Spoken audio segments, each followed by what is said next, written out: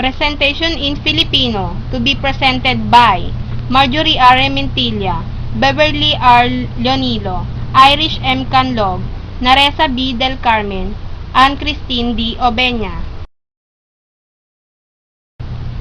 Ang TESDA ay isang ahensya ng gobyerno upang makatulong sa mga out-of-school youth.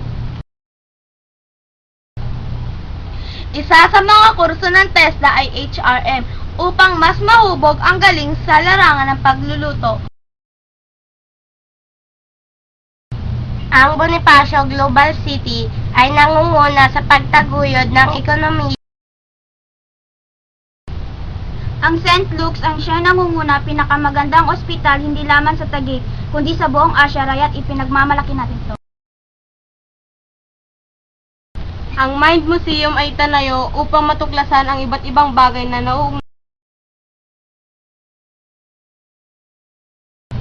Hindi lamang dito sa ating daigdig, kundi maging sa kalawakan, makikita natin ang ganda nito. Dito